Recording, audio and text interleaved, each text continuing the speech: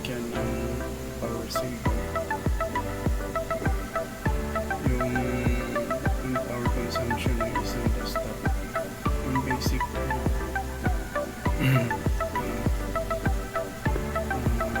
desktop lang, hindi pang gaming.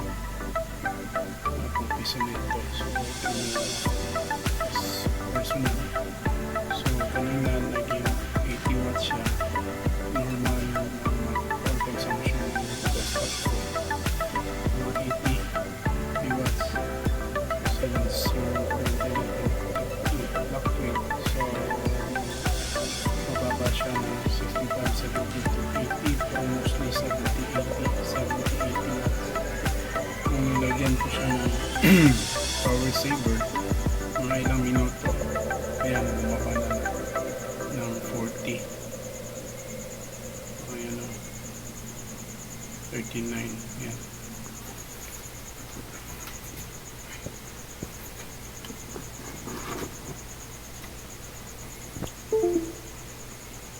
So, okay. Yan yung power saver natin. Yung kulay puti. Ito yung power saver natin. Siya yung nagko-control ng pumapasok ng kuryente sa appliances natin. So ito yung source, ito yung extension wire. Yung source niya galing dyan. Since ginamit natin extension wire papunta doon. So ito yung dalawang wire sa monitor at sa CPU. Yan.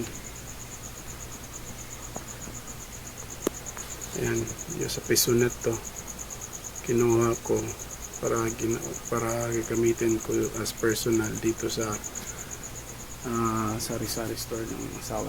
So ayan, ayan yung katibayan.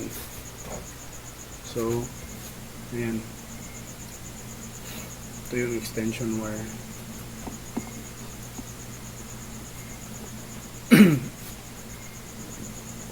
Ayan, kung titignan natin, pakababa yung consumption ng computer natin. Kasi nga, we use our own product that I made. So, ayan, magiging 40.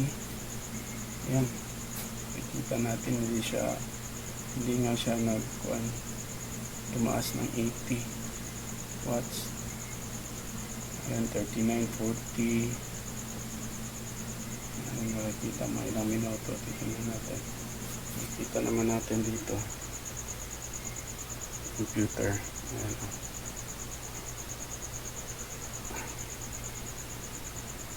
Ayan.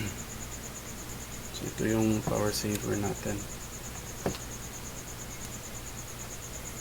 Tsaka, ayan, yung ginagamit natin ng digital meter para it will read any power consumption, any power na galing sa appliances. Yan. So nire-read niya yung power consumption ng ating appliances. Kaya nga nagre-read siya ng 39 to 40 watts. Kung titignan natin dito sa baba, ayan, yan yung 238.9 volts. So ang normal normal voltage natin sa Pilipinas is 220. So yung sa akin dito, yung voltage niya tumaas ng 233 volts. So that is higher than that 220 volts na normal. So yung amperes natin 0.30. Ayan, yung hertz is 59.9 hertz. Ito naman yung kilowatt, 5.88. So yan yung titignan natin yung wattage, kasi yan yung consumption ng computer natin. So titignan natin, ayan, almost half ang consumption ng desktop natin gamit ang power saver natin. So yun. So kung tatanggalin na natin, ayan,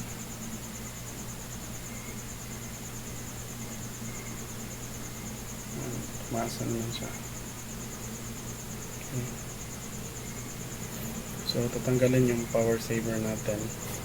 For sure tataas ito ng 80 watts, 70 to 80 watts. So yan.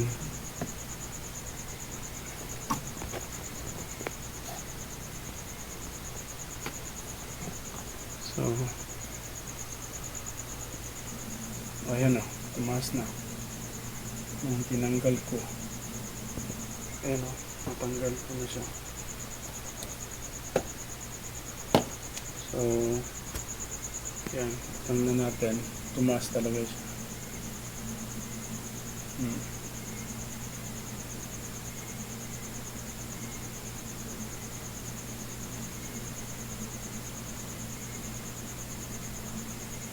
Focus natin, tumaas siya ng from 39 to 40, 50, 40 na naman. Yan. Kung tinanggal natin yung power saver natin, yun na yung yun na yun yung kaya ng yung power consumption ng isang desktop natin. Kasi na. So balik natin ulit.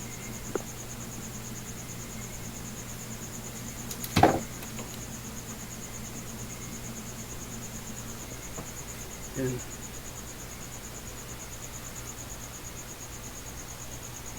So, mga ilang minuto, bababa yan. Minuto. Since binalik natin siya. Yung power saver natin, binalik natin sa extension 1. Yan. Maya't maya, bababa yan. So it takes ilang minuto bago siya bababa.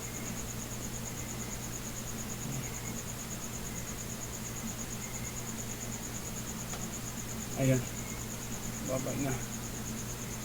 Kita nyo naman. Siya ulit. Kita nyo naman. Bumaba talaga siya.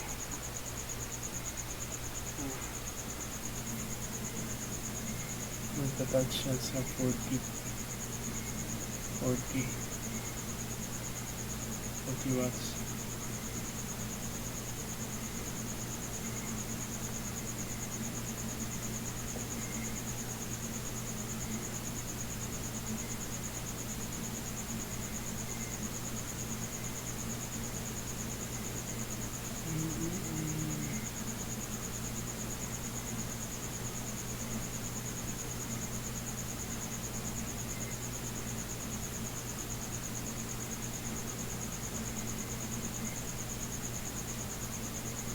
Ayan, bumaba siya. Kita naman natin dyan. Bumaba talaga siya. So, talagang epektibo yung product natin. Okay.